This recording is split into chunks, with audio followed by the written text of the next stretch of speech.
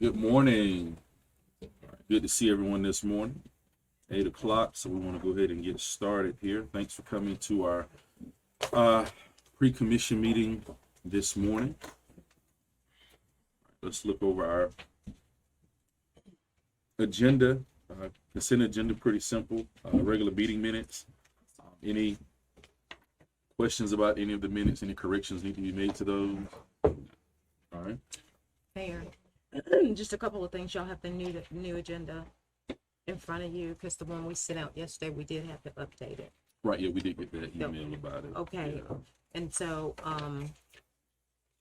when you guys go on there, there's just a couple of other things that are in there that we've updated For the minutes.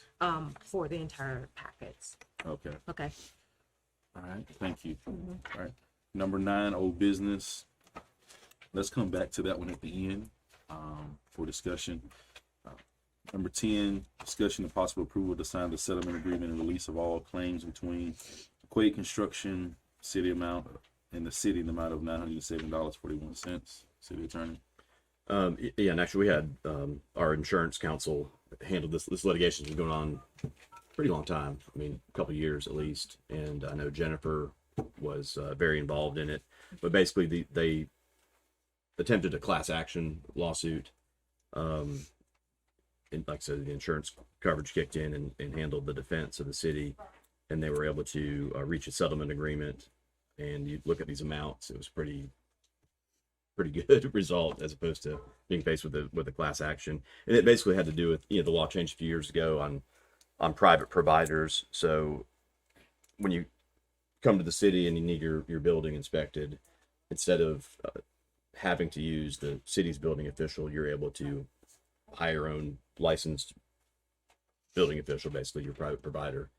And it has to do with the fee schedule and what you're allowed to charge when the contractor is hiring their own inspector. And so that's what really the basis of the lawsuit was about. And you could see with these amounts here what we basically calculated the discounts that should have been given based on how many permits and inspections that they did. And as part of all that, which we'd been talking about this for about a year, is updating our fee schedule to account for a discount for using private providers. And we're going to add a $75 administrative fee. We actually had and the insurance company paid for this too, had a study done of the building department and the fee schedule.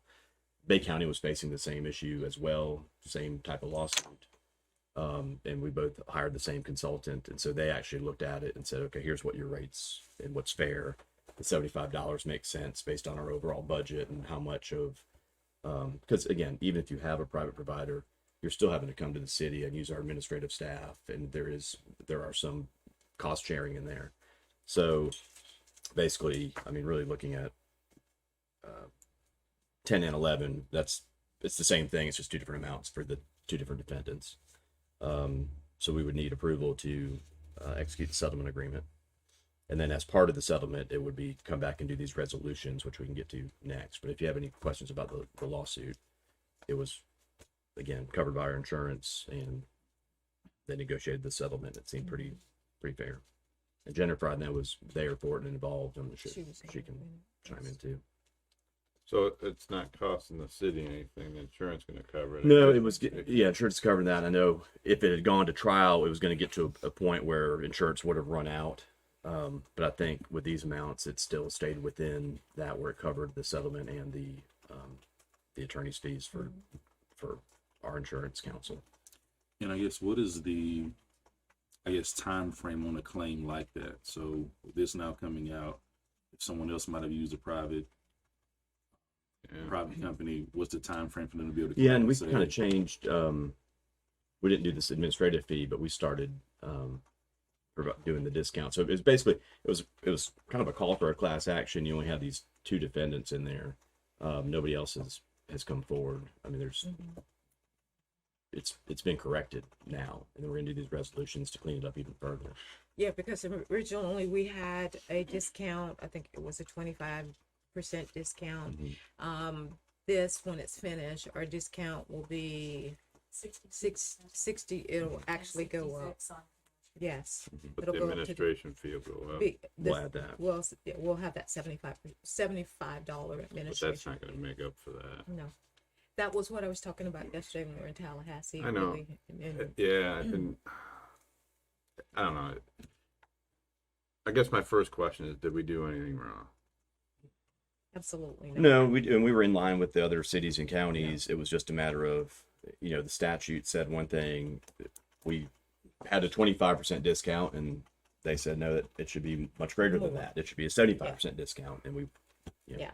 wound up with something different. So, but to get there, we had to get this study, rate study done and evaluated.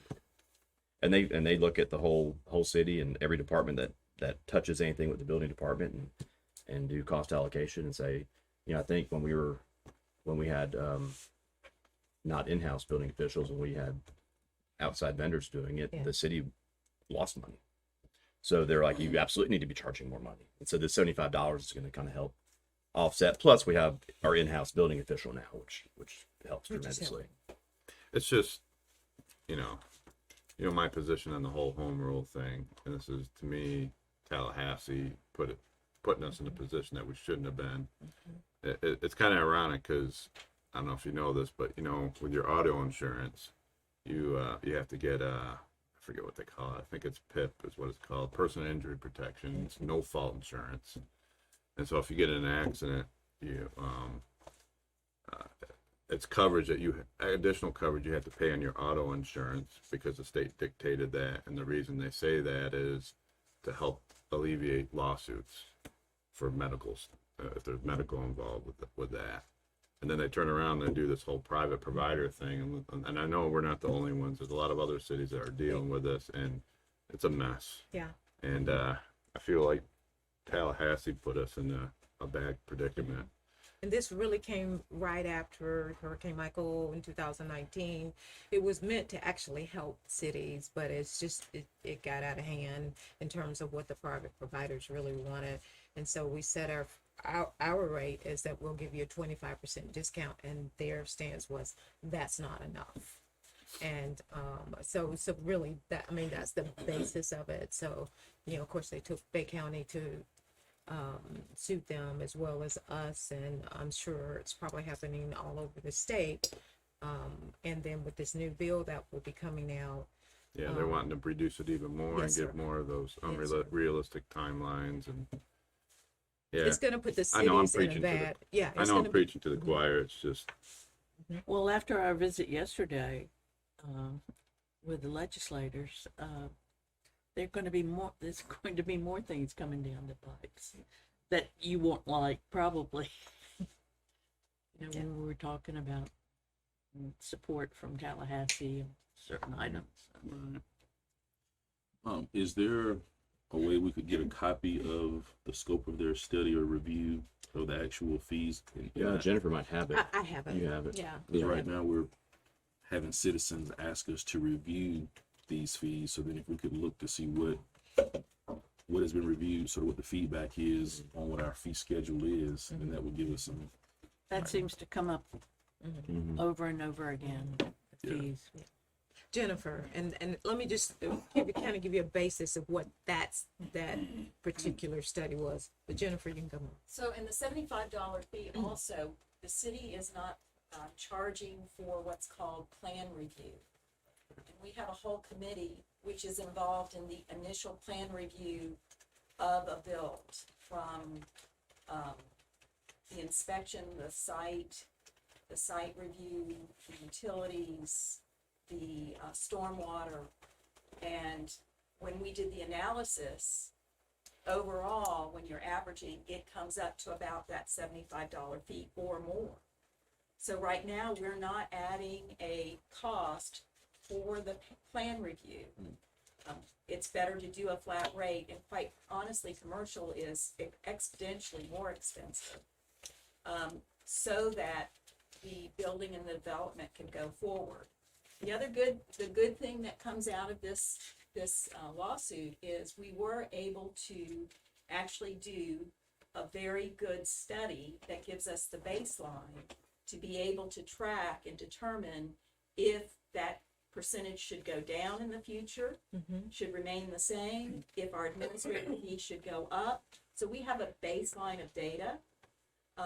Whereas when this went into effect, it was right after Michael, and quite honestly, the building boom was happening because of trying to get the city back on its feet. And the ability to do that kind of study was not there financially or time-wise for the city. So I think the Panama City and the county, they picked the 25%. We did a little bit of piggybacking on that. We did do an analysis with what we had available to us. But from here, I think it gives us a very good baseline, because annually we are to post those fees and the percentages, the discount percentages. That's part of that statute, is an annual notification. Isn't that right? Yeah. So this will get us on track to be able to look forward with the growth of the city and do it in with data analysis in an appropriate manner. Right, and we can change these year to year if we can justify it with, the actual numbers. So, how much is normally a residential plan review? I think that's like 300 or something, isn't it? I don't have those numbers on. I'll Charles, look do at you it know? after. I'll look at it afterwards. Depends on how much the house. That's true. Wow. Yeah. All right, I'll look at it after. And I guess in regards to fees, in the builders that I've talked to, I usually don't get as many complaints from builders about fees. The complaints I get from builders are usually about the cost of the lots, because every every city has fees. So it's not like you're going to go to Panama City and not have fees, or go to the county and not have fees. It's usually the cost of our lots. So a lot in Panama City, maybe $20,000. A lot in Lynn Haven, I haven't seen any for less than $50,000.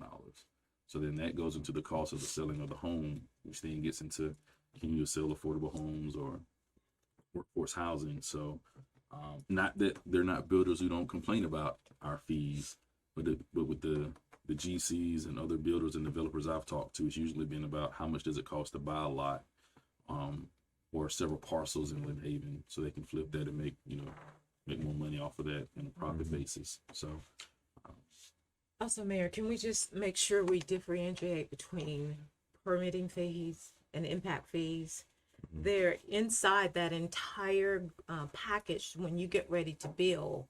It's not just permitting. Right. You have impact fees, water, sewer, police. All of those are included in there. So your permitting fee may be a large amount, but that is going to include all your impact fees, which we cannot waive. what people are asking us to look at all of that is the feedback we're getting from the community, is to review, even with the impact fee, are we charging too much for the impact fee? And I know I sat down with Charles and his building department team and kind of used one example here in Lynn Haven, and kind of got to understand how all that's calculated out, except for the one part that we talked about, and kind of trying to do a comparison with other cities. It's difficult because every city does it differently, so it's hard to compare apples to apples how they calculate it all out. Yeah, but most of them are all by fixture count. That's right. Early, when you establish it, you get a rate study and all that sort of stuff, and there's a statute on it. It's got to be supported by data, and you can't do, like right now, you couldn't put in a new impact That's fee right. without going and getting a study and doing all this stuff. You can't raise by more than 25%. I guarantee you, if you went and got a study right now, they would say all of our impact fees are way too low. Yeah, As because well. they're going off of 2014. Just like your water, data. that as well. They were going to say your water, your utilities are too low, your impact fees are too low, just because look at the cost of things and how much it And we costs to haven't run it. raised So, those. Right. and what the city has traditionally done in most cities, they establish those impact fees and they just let them ride for years and years and years without passing on increases. Very true. And the rates that they have are going off of 2014 rates. So All right, number 11, discussion and possible approval to sign the release of all claims between George L. Wilson and the city. Same thing, just different defendant, same lawsuit, same settlement. Number They just 12. had done more, using more private providers in the first guy. All right. Number 12, city attorney. Okay, so this is coming out of, again, that same settlement. There'll be two resolutions. This one sets forth, I believe this one sets forth the private provider discounts that we just talked about. So there's no plans review for residential to be a 60% discount on the permit fees. And again, that's your permit fees when you come get a building permit, and would traditionally would have included your inspections and all that. And then commercial, same thing, no plans review and a 66% discount on that fee. So basically, Kevin, Charles will not look at the plans at all. At all. That will be Right. totally on the private provider. So if there are any safety issues, any of that, that will be totally on the private provider. Now, if there's one private provider, if later on the homeowner finds some issues, do they then bring that back to us since we have the? Well, we'll construction know, in like if they place? say, oh, your building official looked at all this, we'll say, no, you actually, Nope. your contractor hired a Exactly private right. provider who's, licensed and Right. qualified, obviously. And we could say that's, That's use right. a private provider. So go Well, back to your builder and go to his private provider building inspector. I'm saying, but now we have this construction board in place to receive complaints. So how does that work in that regard? That's a good question. I'm not sure. Because if I'm a homeowner and I don't like what my private provider did, I want to go complain to somebody. I want to come to the government and say, hey, can you help me? So is that something that we just still dismiss, or does that go to our construction board? Nope. When you decide to go that route, the private provider route, I'm exempt. There is no governing private providers. They're out there. There's no policing them. There's no accountability. There's nothing. Got it. The homeowner takes all responsibility. So we just had a complaint. One person asked us to look into wind impact. Why didn't you out there and make us do wind impact? The private Right. provider didn't make us do it. Sorry. Once you go down that route, that's the only responsibility. I can't do nothing about it. There's no enforcement of these guys. I can't go out on their job site if I see something wrong. I can't hold them accountable. I can't take them to the state. I can't take them to my board. There's nothing I can do. My hands are completely tied. They're protected by this, whatever law that was made back in Hurricane Michael. It might have been good, but it should have ended right as soon as the hurricane is done, as soon as the emergency was done. No. But So they can't bring it to the board then? no, absolutely not. No. Can we make that clear to them?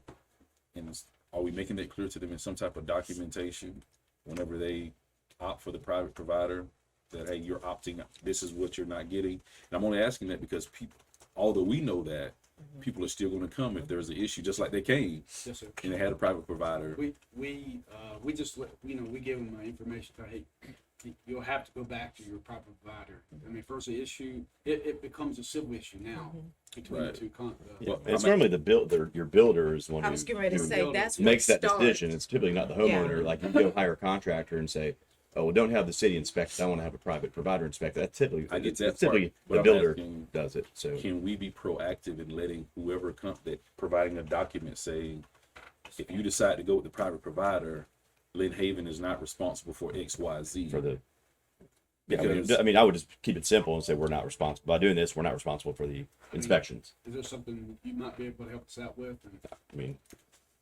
Is that something they would? you don't want to go too far and say, I don't go to don't. a private provider because Yes. there's probably some Yes, that are because good. you have to know. walk that fine line again with private providers, because you don't want them coming back, any type of litigation saying that we are anti anything. So you're going to have to walk that fine line. Yeah, just say if you But have that questions. builder comes in with their own private provider, then that's who that resident has to use. And somewhere in there, I see where you're going. That needs to be known to them that the city has no responsibility. I'm just not sure where. Yeah, because I mean, the builder would come tell us he's using a provider, right? It's not necessarily. You may not even Contractor, interact builder, with The the homeowner. right. So to put a notice on there to say, if you use a private provider, the city, just to be clear, the city's not going to be responsible for the inspections. It'll be, direct all your questions to the private provider. Because It's really just telling the builder that. Because You're not as gonna- the homeowner, 3 years later, when I see this wind mitigation problem, I'm going to come back to the city and say, And we'll Why say, didn't you go do talk to your something about it? contractor and the private. The one thing if I'm not going that I don't like is because my name is out there under the permit, not the private provider's building official. It's my name. That's true. And when something goes south, it's my name. It's City of Lynn Haven's name. That's right. And I don't like that. I wish there was a way that I could erase my name, put that person's name in there, and then whoever is accountable for it, they go to them instead of us. Okay. That No. would be my kind of argument on that.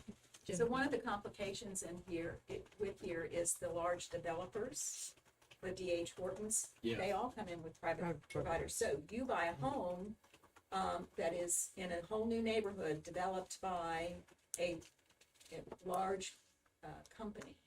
You may not know who actually did the inspections. Right. So at that point, the direction is back to the builder, the developer. That's right. It's their decision, their choice, and all we can do is direct them and say, I'm sorry, the city was not involved. You, a private provider, and then it does become a civil matter where if that homeowner feels like their property was not set up correctly, they'll have to file a lawsuit against the builder or the developer.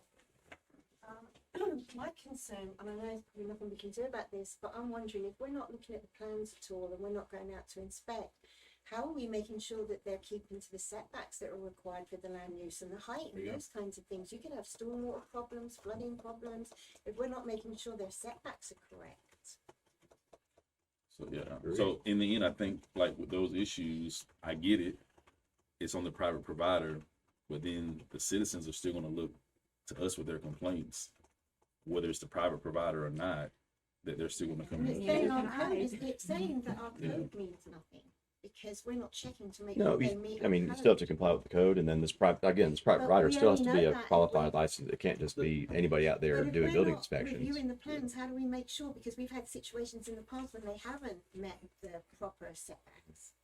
But that's because we looked at the plans. But if we're not looking at the plans, And the other thing is, if these guys in my shoes go out and miss something or just did what we call a window inspection, who holds them accountable? GUSAC, nobody. Yeah, I don't. I mean, no, I it wouldn't be can't- the city. It'd be you have to complain to the state. I mean, whoever State whoever won't do licensed. anything. I Well- promise you they won't. Yeah, No, but that's We're Went down slow that road. acting. that's it. Yes, they are.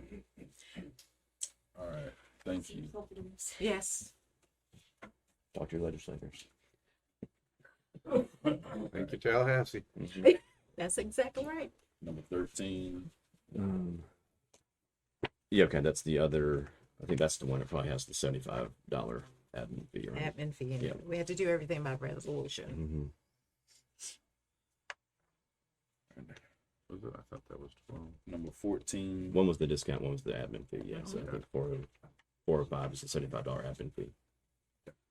This the development and discussion and possible approval of development order for an express car wash. Are there any questions for planning department on that one? Of course, it'd be up to standard with the 100-year storm water, right? Mm-hmm. Good. Everything that comes in now, there are no exceptions. It has to be 100 year stormwater. You have any questions, Ms. Judy? Is it even for remodels or Just be new. Right? No, just new construction. I was just curious. Nope, that's good. Good question. All right, any other questions on number 14?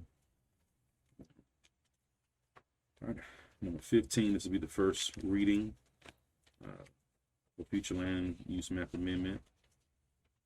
Low density residential. It's a public institution, of course, that's our piece of property there. So, any questions about that? Number 16, another land use map amendment for this is for Arc of the Bay, Bay County residential to City of Lynn Haven low density residential, Willow Hill Road. Any questions for the planning department on that one?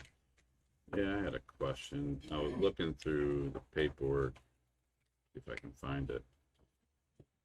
You know how it shows this section here, where it shows the adjacent existing uses, Yeah. and two of them say public institutional, and one says Bay County residential for the church.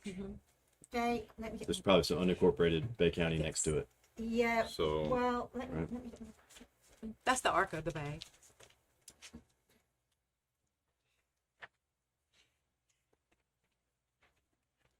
show you on the land use map, which will be linked. yeah, I saw that. Yeah. So currently, these parcels are in the city. However, when they were brought into the city in 1995, they were not given a city land use map amendment, and nobody realised until now because a bit's been split off and they want to do something with it. So to the north is public institutional. Right. To the south, it says Bay County residential. That's the land use right now, even though it is actually in the city.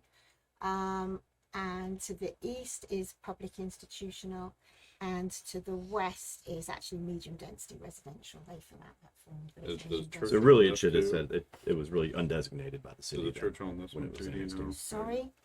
This one here, do you know who owns this one? Is that the church? Well, it's Bay County residential land use currently. Right. And we're but changing it to it's in city. the city limits though, right? It's in the So when city it was- limits. Yeah, yeah. No, this is the church. So Okay. this all belongs to the church, and But this this all one belongs doesn't? to the church. No, Okay, all right, but the church gave the ark this one. okay, Yeah. all right, thanks. Well,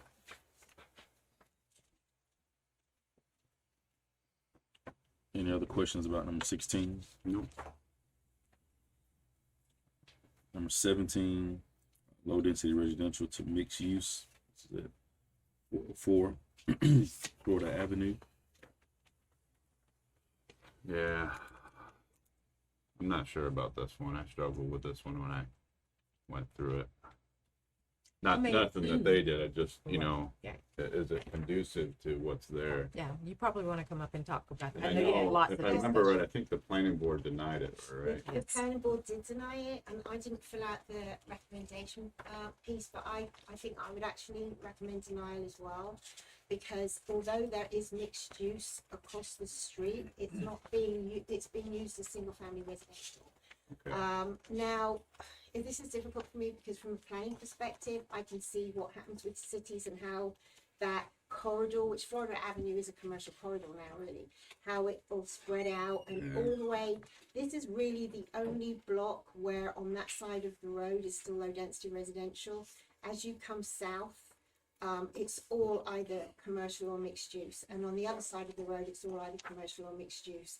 So this really is the last little area, and from a planning perspective, I can see how this will become mixed use, and then eventually it will become commercial, and the mixed use will go back. But it's not being used as commercial right now, not like the rest of Florida Avenue. Okay. It is very residential there. It is very quiet. So this is one where it's difficult for me to make a recommendation, because from a planning perspective, like I said, looking out, this is a future land use map. If you were just looking to what in the future you might want to see there, this is where you would have mixed use. However, what we really have is a current land use map. And you know that when somebody changes this, they're either going to sell it or they're going to develop it for a more intense use than low density residential. Otherwise, why would they be asking for it?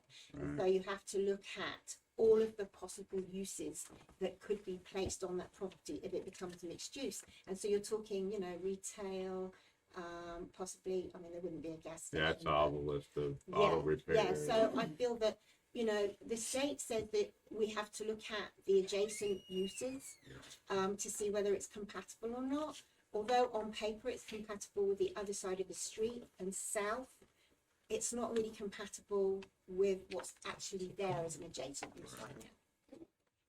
I remember this one, isn't that one, had the one that was across the street was trying to change it, and he was trying to change it from mixed use To to commercial. commercial. That's Okay. right, yeah. All right. I'm good. All right. Any other questions on number 17? All right, number 18 is the layout of transportation facilities for parking service or parking surface. Any questions on that one? Yeah, so this one, I think the reason it came up was that one that we approved all for asked us to. the additional parking Mhm. over where, off of 390 there. So if I read this right, this means they have to use not mixed asphalt, but asphalt or concrete. Yes, we're making very explicit. I think Okay. we went back in from your direction. We Yes. needed to clean that up and make it very Yeah. explicit. Yes, thank you And- for that. And the reason for that is, When it just said before hard surface, it didn't identify what it was, though someone could argue that they could put down that Mills out. mills Mills. asphalt to be able to do that. So milled I just asphalt. wanted people to hear that. Yeah, And then, I don't know if you've been over there, but what's the name of that coffee place in that? and we were talking about that yesterday. Yeah, So, Um, Sola? So, you know that plaza with Sola and there's that ice cream place and Yeah. all that? yeah, Over If to you go to the side. left there, I don't know if you've been over there. I have, Okay, so you know what it looks like. Yeah. yeah. So, and that's why we got in discussion. Does it meet code or does it meet Okay. code? And it's like, Okay. don't know. So that's why we made it more Just didn't specific. identify it as well, so we are doing that. All right, number 19, adopting an interlocal surface boundary agreement. City Attorney. Right, this one, I mentioned it a couple of times in my attorney report. Bay County actually, we wanted them to go ahead and consider it first, and so they did that at their last meeting and approved it. And it does have to be done by ordinance, so we'll actually have to have 2 readings. But basically, it's easier, I think, to look at the map in the back. You see all the areas in pink; those are enclaves, basically, or unincorporated areas of Bay County, which you would think are in our city limits, but those are just pockets of unincorporated Bay County. This is only going to apply to voluntary annexation, so the landowner would have to come forward to us and say, "Hey, we want to be in the city of Lynn Haven." What happens when we get those applications? And I think Amanda can confirm. I think we've gotten 3 of them in the last 6 or 8 months. And you look at it, and if we annex them in, it would create another enclave. And so the statutes don't allow that. The county, and we've gone to the county and we're like, look, it's a good thing. They're like, I'm sorry, our hands are tied. We have to, because the county's one that would object. So like it's our policy, obviously, to follow the statute. We have to object. So we started talking about this interlocal boundary agreement, and it's set forth in statute, so it's authorized by statute, and it basically says if you create this service area, then annexations can come forward and the county no longer has to object because we're agreeing that we're already providing the services anyway. Yes, And we we've talked to the police and fire. It's definitely in our water and sewer service area, so that was never an issue. And so we had some discussions over the months, and we're comfortable with, really it would be the police and fire would be the only thing that was sort of questionable, but they're comfortable and they're covering it anyway. Yeah. So basically now these people could come forward, and even if it creates an enclave, the county, due to this agreement, no longer has to object, and we can process these annexations. I mean, there's one big one on the corner of 389 and 390. And so that guy came in, you could see it would create an enclave, immediately west of there, create an enclave immediately east of there. So now it doesn't matter because if we have this agreement, they could come in. And again, just to be clear, this does not automatically annex anybody into our It's city. voluntary. This is just an agreement between us and the county that says, all right, city, you're serving this area anyway. If somebody wants to annex in, we won't object because of that. Quick question, Mhm. Kevin. So, the rules still apply that they have to be contiguous? Just- Yes. Right, it still has to be contiguous, compact. It's really just the creation of enclaves that this agreement helps to exempt.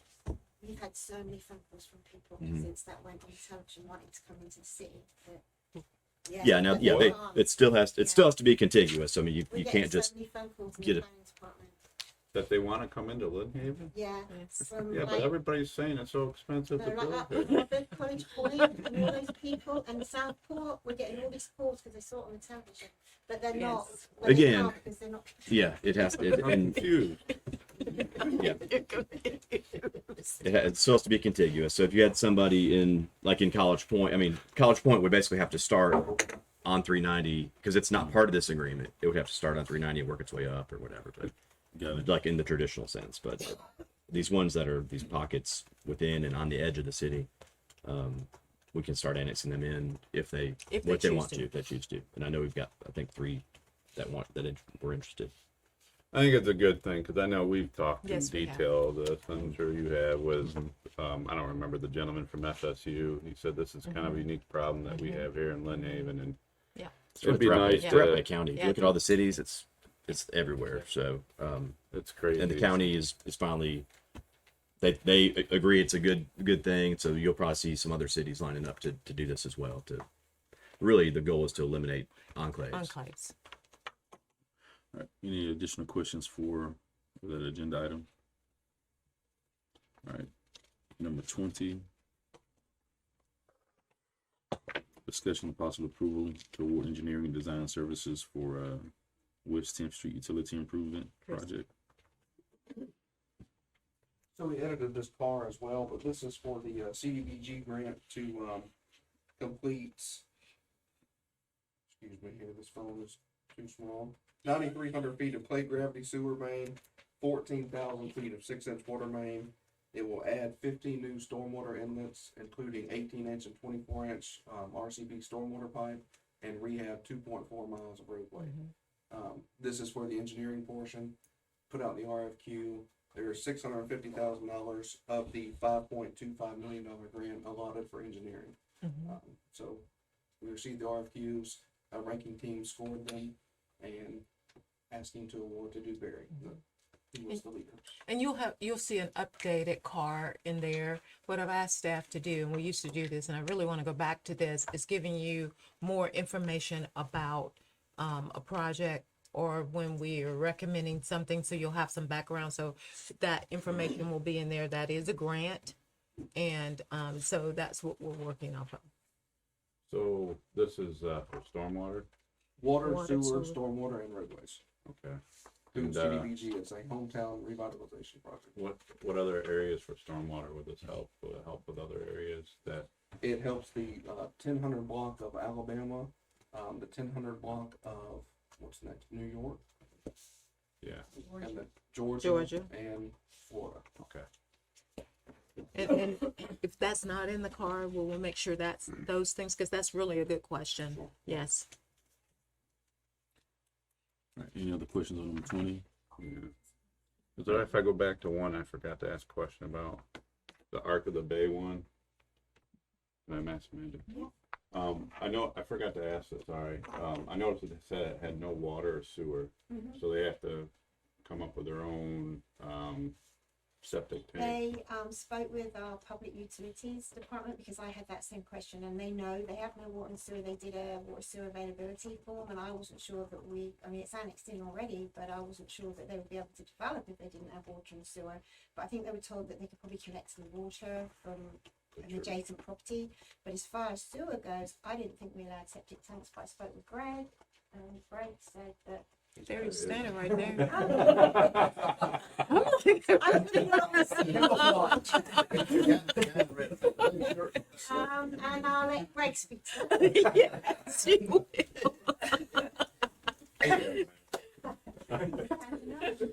Yeah, so we've been meeting with Ron Sharp and his builder and developer on that. They've got a couple options on the sewer. They think they have enough land there they could put a septic tank in, but they also could put in a grinder station, a sewer force main, and pump it to the sewer force main that goes east and west on Highway 390. So when we say we don't have utilities available, it's immediately available. So they've got to go to extraordinary measures to get water and sewer to it. There is a fire system there that the church uses. That's where they're gonna try and get their water from. Tap off that fire and run from the church, but the church's system. So they've worked out an agreement with the church for the water, and they were talking about doing the same for the sewer. Okay, so they'll probably end up being hooked up to the city water and sewer. City facilities, yeah, we would meter it and read the meter and all that, just like we do for the church. Okay, thanks. Sorry. We're gonna add agenda item number 21. And this is the RFP for lawn care and services contract to Rotolo Consultants. Mhm. All right, we got that in our, got the print off in front of you there. Yes. Any questions about that one? So I'm assuming that the one that they picked was the lowest bidder. The criteria, there was a criteria sheet where 3 staff members graded. Price was a portion of that. Rotolo, I don't know if they were the lowest price, but Okay. because of the other grading factors, it averaged out.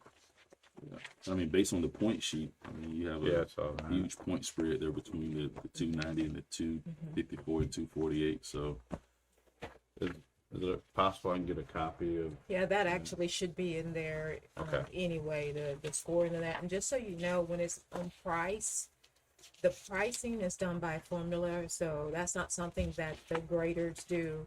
That is already put in for them. So pricing is usually 40 points.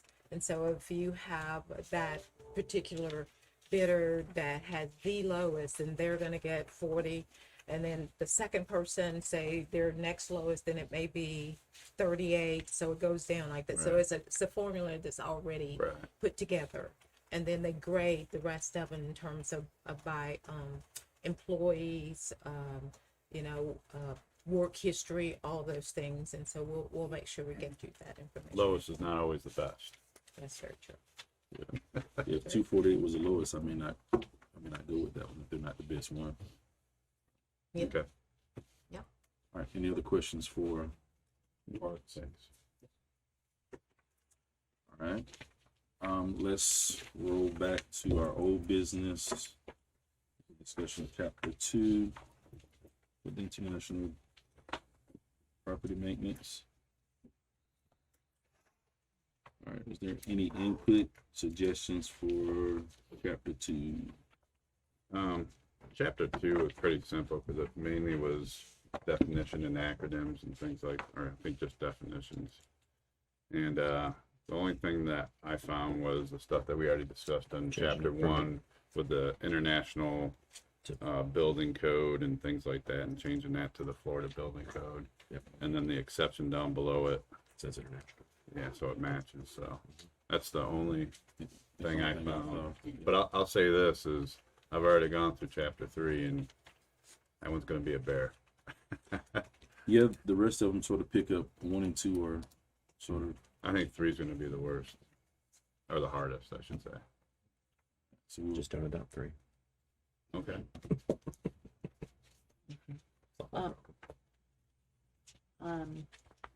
I'm hoping that the building department went through these definitions. And because some of this I didn't, like in 201.3, I don't know what all these codes specifically refer to. Yeah, that's So what I I'm was, hoping that someone a little more knowledgeable than me could cross-check to make sure. Yeah, and we'll take those out and put in. So that's what Okay. I was. in the Lynn Haven Code of Ordinances, and you can probably look it up on Muni Code, there'll be some sections in there that says, we hereby adopt the Florida Building Code, we hereby adopt the Fire Safety, Florida Fire. So there's a list of codes that the city has adopted, and they're all Florida codes. There might be some national ones, but that's what we talked about. I think in the last one too, is just get all Yeah. those references the same as what we've adopted in the city of Lynn Haven. I think the only international one we use, if I'm not mistaken, is the electrical. If I'm not It may not be internet. It may just be there may be some national stuff, but it's in Right the there. code. It is. Is it the only one? Yeah, NFPA 7. Okay. anything else? Yeah. And I didn't, it makes reference several times to code official, so are we gonna put who or what or name or how many or, Well, I mean, I mean, the official do we who's just charged say with the code administration of this code or any duly authorized representative. So that gives any duly authorized representatives. That kind of gives the city the leeway to designate our code official. I just was highlighting something that, as I went through that. Yeah. My question. And Actually, you bring up a good point, because in Chapter 1 we talked about the official, the code official, so that might be another thing we may want to change, because I think we determined that Well, I thought remember we us said, talking about Or designee, wasn't it? I thought we said in our language it was Inspector. I think it already has language in our codes where he is the official. I thought Right. is what we But I said. think we use the term inspector, right? Is that what we use? Charles, can you speak to that?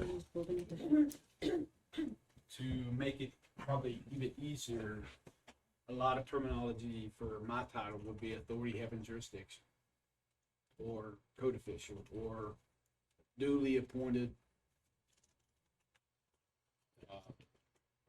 official or code official. Because if you start putting building That's right. inspector or residential building inspector, it really specifically goes into that. Authority having jurisdiction, that's a term that in definition means anybody. It could be a fire official, it could be a building official, an inspector, anybody that has duly authority to enforce the code. That's the language that a lot of both NFPA and ICC uses. I guess whatever we determine in chapter 1 is probably what we need to replace it with.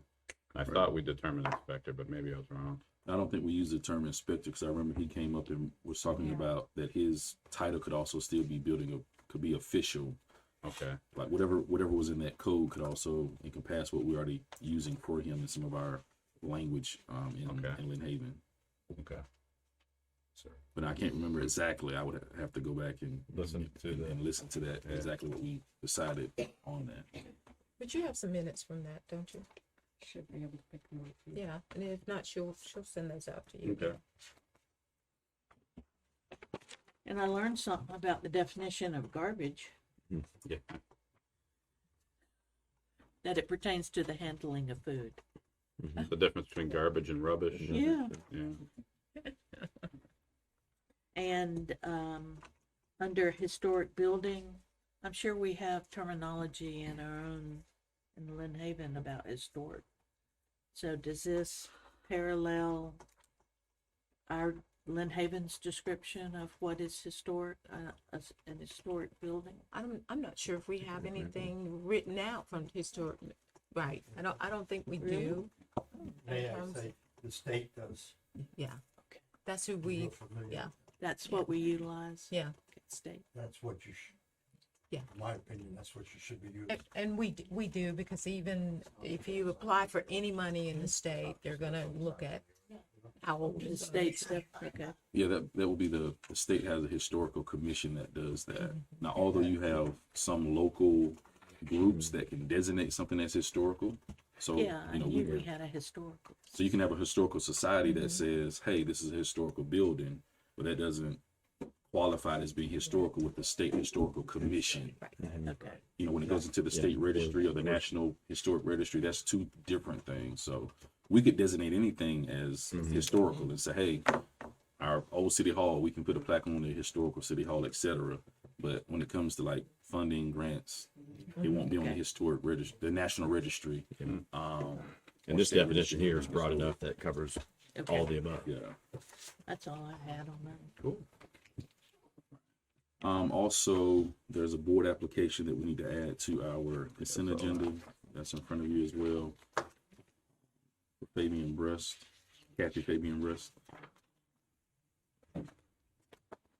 And this is for the Community Services Board. Any questions, concerns about this application? It'll be on consent.